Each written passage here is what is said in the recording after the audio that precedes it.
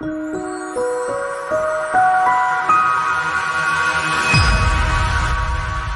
good morning to all my students of class 6. Today we shall be doing a new chapter in English 2, and the title of the chapter is Packing for the Journey. So this story is written by Jerome K. Jerome. Now let's have a look at the topic, okay, or let's have a look at the author. So the author who wrote this story, okay, that means actually this story is taken from the entire book entitled The Three Men, okay, Three Men in a Boat. So this story is just taken out from the main story, Three Men in a Boat. This is just one part of the story which is there in the Three Men in a Boat. So Jerome K. Jerome was born on 2nd May 1859 and he died on June 14, 1927. Okay? So he was an English writer and humorist. Humorist means the one who writes stories which is full of humor, which makes you laugh. Okay? Best known for the comic travelogue Three Men in a Boat, 1889. So he was the writer of the story, Packing for the Journey. Okay? So Three Men in a Boat. So other works include essay collections and the others. So this is just a brief introduction about the author Jerome K. Jerome. Okay? So now before I begin with the lesson, now let me ask you a question. So whenever you are planning to go for a journey, isn't it? Especially during the winters, you have a break, a long winter break. So during that time, your parents might have planned, isn't it, a journey to a particular place. So maybe your father or your mother, so they must be expert in packing things for the journey, isn't it? And you know how they are going to pack the things. And there might be some other individuals who might not be bothered about packing. Okay, so in this story also, now you have the writer, okay, that is Jerome, and he has two of his friends, Harris and George. Okay, so now let's have a look at something about the character. Let us know something about the character. So Jerome, okay, he was the narrator who considers himself to be the master of packing. That means he was expert in packing, or maybe they used to travel very often, isn't it? And he used to know what things are to be packed for the journey. So especially when you are out on a journey, you do not carry unnecessary things. Only the essential things are required, isn't it? But many a time also, even if you are an expert in packing, so there might be one or two things you might have left behind. Okay? So he was the master of packing. And he has his friend Harris. He is a friend of the narrator who irritates him by raising his legs on the table when the narrator was packing the bag. That means now they were planning out for a journey, and the author was busy packing, but this gentleman, that is Harris, okay, he folds his leg on top of a table and then goes on irritating the narrator, because the narrator might be keeping the things properly, isn't it, packing the things properly, but he was causing a lot of disturbance to the narrator. And George is another friend of the narrator who sat on a chair while the narrator was packing. That means they were just looking at the narrator doing the packing. So they were just gossiping and having a look at the narrator do the packing. And then there is another character, that is Montmorency, that is a dog, okay, that is, it belongs to the narrator. So he irritated all by sitting on things that were to be packed. So he was chased by Harris. So these are the characters in your story, Packing for the Journey. Jerome, Harris, George and Montmorency. So now, as I said, the narrator was expert in packing. So maybe he used to keep things properly, isn't it? And he used to arrange things properly into the suitcase or whatever bags or whatever luggages they were supposed to carry. So he was expert in all the packing. Now, the narrator and his friends, George and Harris, they were planning out for a journey. So when you are planning out for a journey, you do not go just like that, isn't it? But you take things along with you. So which type of place you are going to visit? If it is a hot place, then maybe you are going to carry light things. If you are going to a cold place, then obviously you are going to carry warm clothes. So they were out for a journey. So he himself decided to pack. So since he was expert in packing, he said, okay, I'll do the packing. So he took up with the packing. So the two accepted his offer and relaxed while he packed the bag. So now the two of his friends, Harris and George, now they were relaxed. Okay, now Gerald, you take over with the packing, so we will relax, isn't it? Because the narrator himself offered to do the packing. Now, Gerald's real intention was to supervise his friends in packing. Actually, when Gerald said that he would do the packing, he meant that he wanted to supervise. He wanted to make his friends do the packing and ask them to keep the things, okay, wherever they were supposed to be packed. Actually, his intention was to make the friends, okay, do the packing or supervise the packing. He wanted to teach his friends how to pack because his friends were not good in packing, so that's why he wanted to make his friends, okay, learn how things are to be packed. However, they misinterpreted him, and as a result, the narrator had to do the packing. So, all the while, the two friends, that is Alice and George, went on to realize that, okay, now, since Jerome has taken the initiative of doing the packing, now why not let him do all the packing? So, the two of them sat and then watched him do all the packing. So, this was how the two of his friends were seated, and then Jerome went on with the packing. Now, the narrator started packing and it took a bit longer than he had expected. Because when you are packing things, isn't it? So maybe things are lying around, so you have the feeling that that thing is also being taken along with us. What if we require it? What if we need it? Isn't it? So that time, on that particular journey which they were about to take, the narrator had taken more time to do the packing. Maybe other days he was very quick in packing, but that day he was taking a long time to do the packing. Okay, he packed the bag but forgot to keep the books inside, and so he had to reopen the bag and put it in. And not only that, so he had finished all the packing, he had strapped the bag, and then two of his friends, Harris and George, went on to ask whether he had packed his boots or not, isn't it? Because you have a pair of boots, so he was not very sure whether he had packed his boots or not. And then he opened it, and then he found out that his boots were already packed. And then after he had finished with the packing, again his friends went on to ask whether he had placed his toothbrush or not. Okay? And then he often used to have nightmare regarding his toothbrush.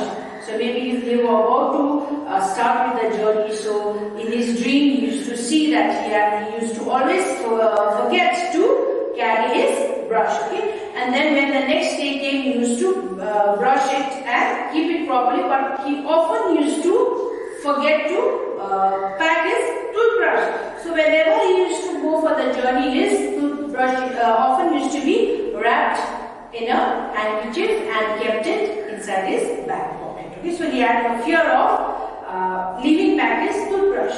And then when his friends again reminded him regarding his toothbrush, then again he opened his luggage and started to look for it, because toothbrush is quite small in size, isn't it? So you will not find it very easily. So he went on removing the clothes and trying to find out as to where he had kept his toothbrush. So every time when he was trying to find out as to where he has kept his toothbrush, he found his friend's toothbrush 18 times. Okay, and finally he found out that his toothbrush was inside his own boot.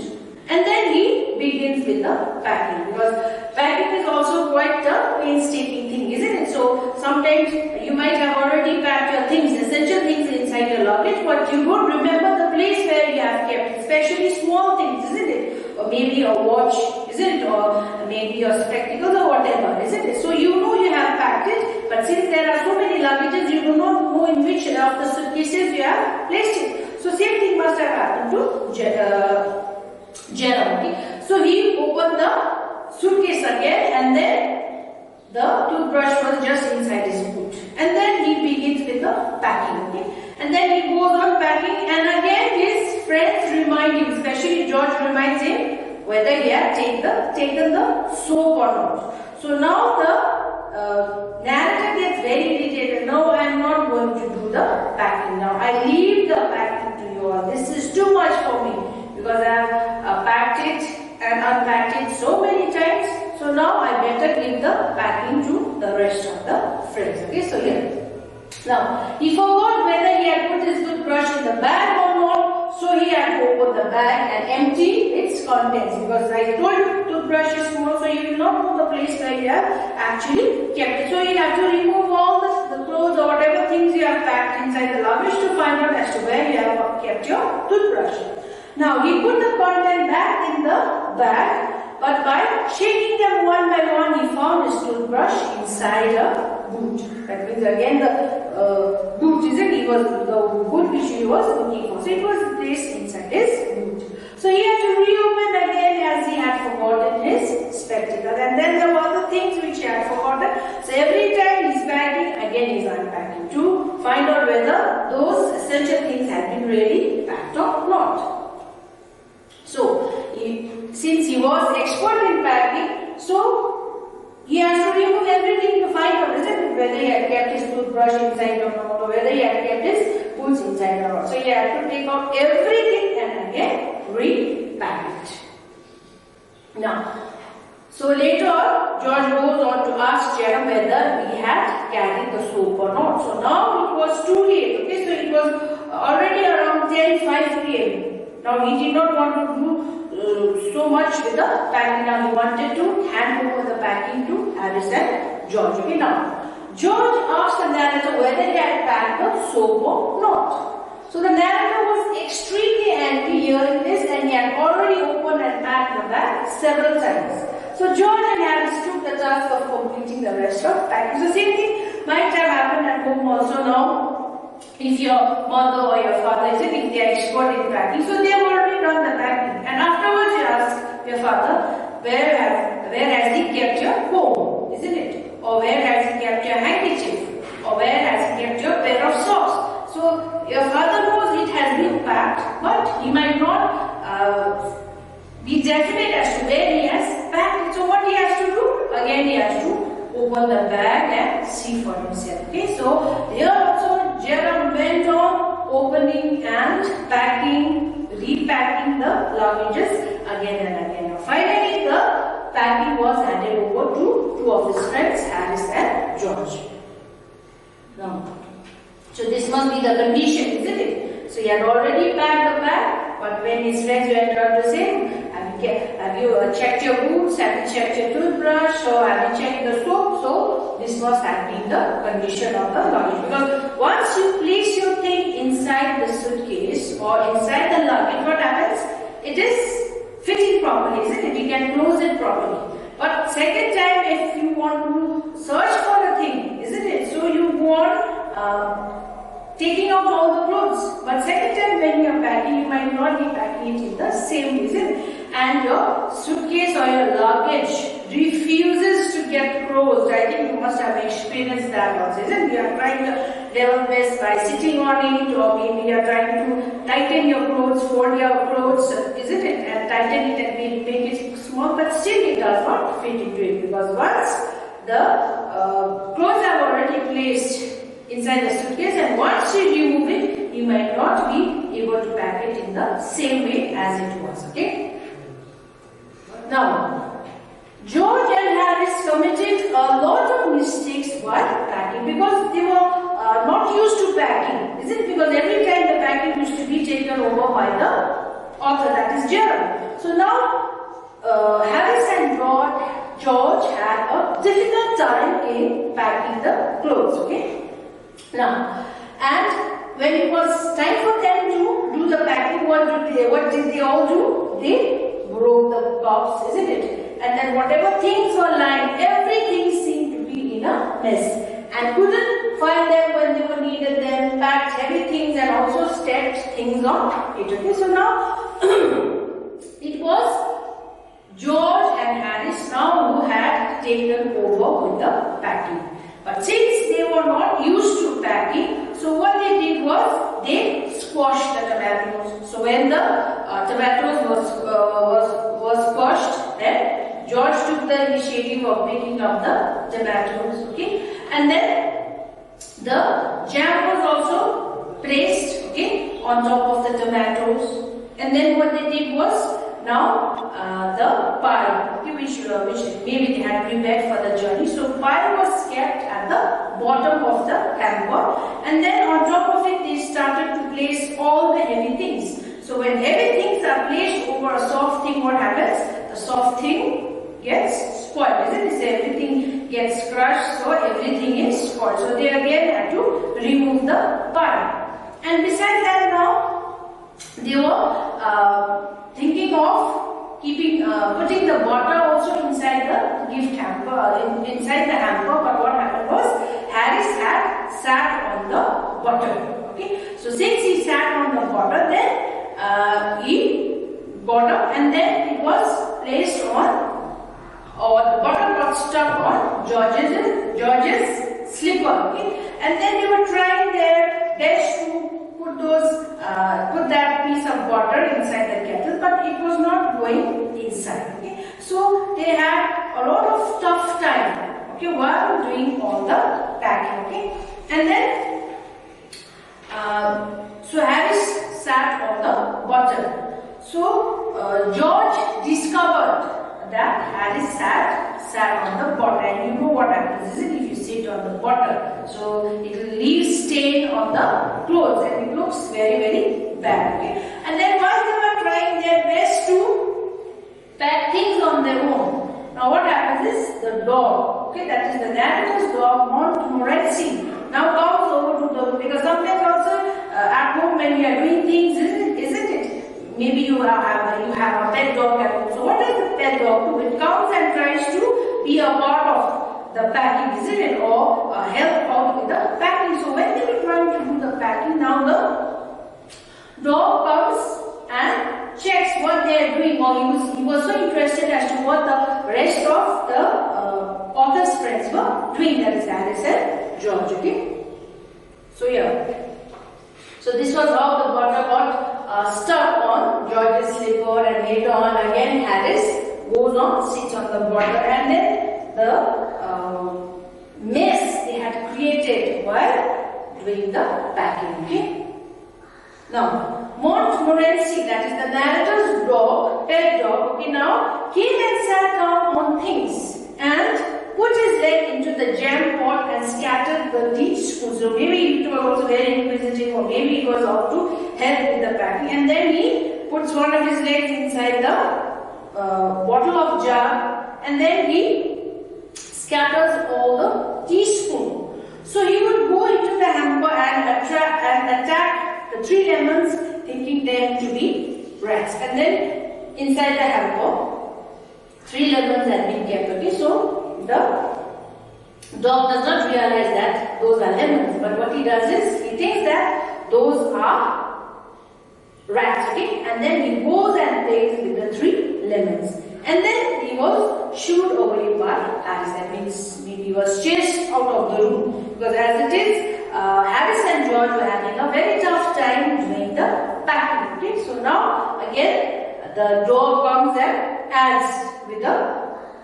2 individuals, Harris and George, which makes them things more difficult, isn't it? Or which makes them find the packing very difficult. Okay, so now what does Harris do is he chases the dog. Maybe he was trying to find out what was placed in the hamper, isn't it? So maybe the dog also wanted to eat food, and then he was trying to find out what things had been packed. So now Harris loses his patience and chases away the dog. That's Montmorency. Now, finally, the packing ended late at night at around 12 a.m. That means almost the packing had come to an end, but maybe the mess was still there, isn't it? It was still messy.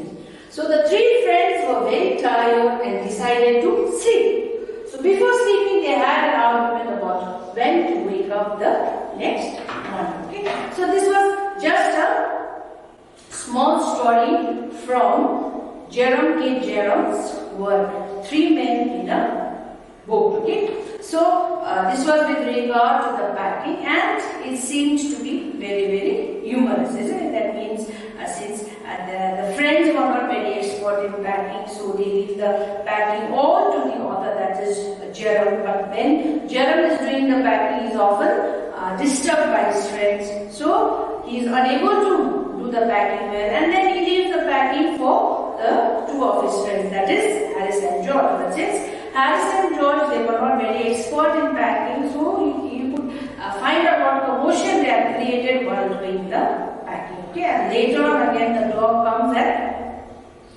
which was a very mischievous dog, a notorious dog, and then he was causing a barrier to Harris and George while they were doing the packing. Okay, and finally late at night they finish with the packing and they go to sleep. Okay, and again the story continues. Okay, so this is just a part from the author's story, Three Men in the Book. So what I would like you all to do is go through the chapter, read the chapter once again. Okay, that is packing for the journey. So we come to the end of the lesson, and then we will be sending you your work, your assignments through the WhatsApp group. So till then, stay home, stay safe. Thank you.